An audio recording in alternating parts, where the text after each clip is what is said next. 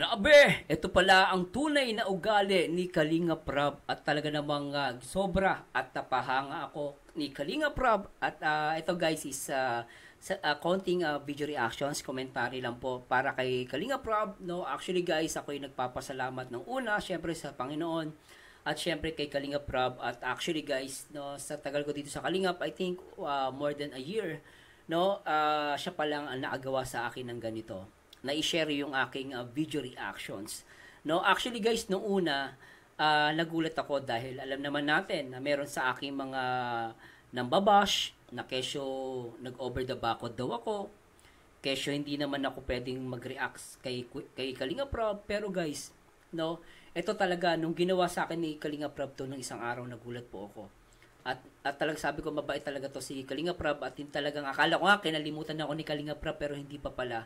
At dito guys, talagang malaki ang pasasalamat ko sa Diyos una sa lahat. Syempre at the same time, yung i-share lang ng isang Kalinga Prab, yung video reactions talaga guys na nakakataba ng puso. Simple siya pero para sa akin talagang big deal. Kasi talagang makikita mo yung bait ng isang tao kapag yung na-appreciate niya yung video reactions mo na ginawa mo dun sa kanyang content. Naalala ko tuloy ito si Mika de la Cruz, ni-react din niya yung video ko noon, no? Talagang na-appreciate niya. Na-appreciate niya guys. Play muna natin to. Ayan, thank you Kuya Mars Danyo. Salamat po sa time ninyo para gumawa ng reaction video and nakakatuwa po kayo. So ayan, thank you. Actually, pinanood ko din yung ibang mga reaction videos niya. So please supportahan po natin si Kuya Mars, tsaka i-follow natin, i-subscribe natin ang kanyang channel. Okay. So yun guys, no? Ato guys, talagang sobra at talagang salamat sa Diyos. Kalinga Prab para sa ito.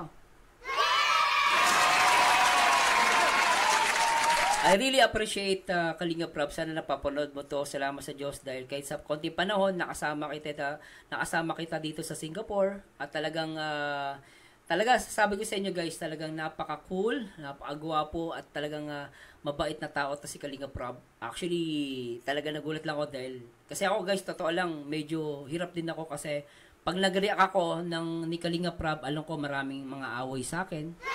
No, sorry. Maraming mga away sa akin, pero naglakas loob ako kasi naisip ko naman, sabi ni Kalinga Prab, one family, one Kalingap. At ginawa yon ni Kalinga Prab na kahit di naman po ako parte ng KROR, na-appreciate ko po yung ginawa ni Kalinga Prab na i-share niya po itong aking reaction video kay Kalingap Dan at kay Leche Plan. At ako, ulit ko po Kalinga Prab, salamat sa Diyos. Sana dumami pa ang mga love team mo. No? Dumami pa, syempre para marami tayong ma-react. Pero syempre guys, try natin mag-react pa rin ng charity kasi talagang ang dami nila guys. Kaya minsan hindi ko naman pagkasya yung oras ko. Pero syempre, sunod tayo sa founder ng Kalingap, no? At syempre kay Kuya Bal Santos Matubang, nagpapasalamat ako sa Matubang family. Kay Kuya Bal, kay Kalinga Prab, kay Ate Edna, of course, kay Ruel of Malalag, at syempre kay Rachel Morales, at syempre sa lahat naman nagmamahal dito sa ating YouTube channel, especially mga Rochelle fans, na talagang salamat po sa Diyos. At sana tigilan na natin guys yung mga gulo, yung mga paksyon, mas maganda magkasundo-sundo tayo lahat, no?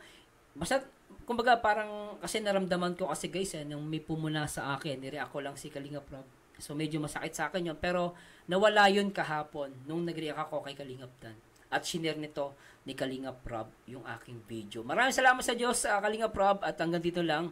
Salamat sa Diyos at sana'y samahan ka ng Panginoon sa araw-araw. At salamat po sa Diyos. To God be the glory guys. Bye-bye po!